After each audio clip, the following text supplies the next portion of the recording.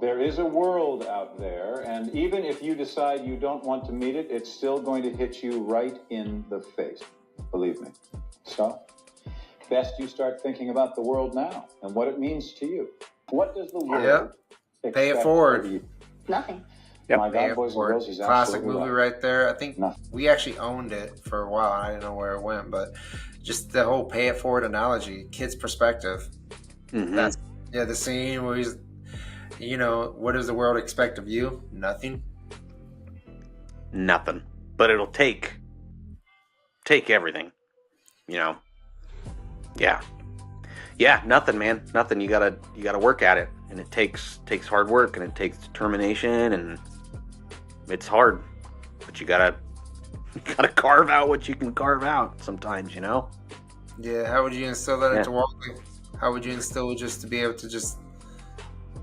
I'm going to tell him not to expect somebody to pick up the loose ends. You know, don't just expect somebody's going to come in and handle something that you need done, either because you don't know how to do it, or technically it might not be your job or something like that. Like, you know, there's a level of like self-reliance that you need to have to survive.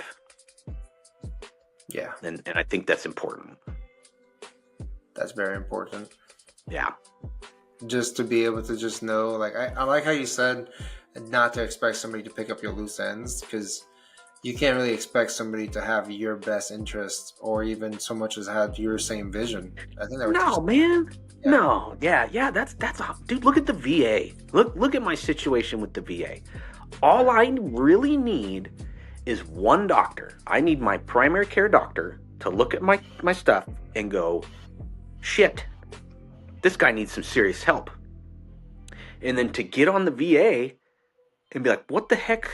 Why is this not being done? Like, why are we deciding to take the cheap route instead of actually taking care of this guy and getting it done now, instead of having to pay for it over the next however long I live?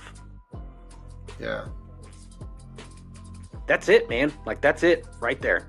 And it just, more human condition than we know, you know, of like nepotism or just malfeasance or just lazy or just...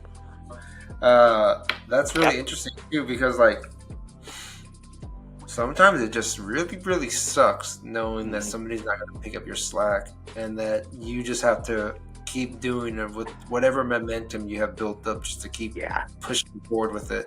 And I like the analogy that I kind of use, daydreaming. Sometimes you just have to daydream, you know?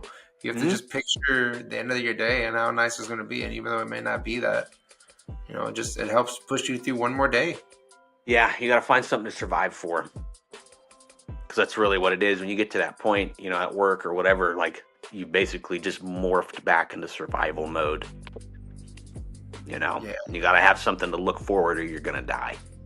How many relationships did you come across that they just didn't even have that analogy, and the next thing you know, they're divorced like a year later?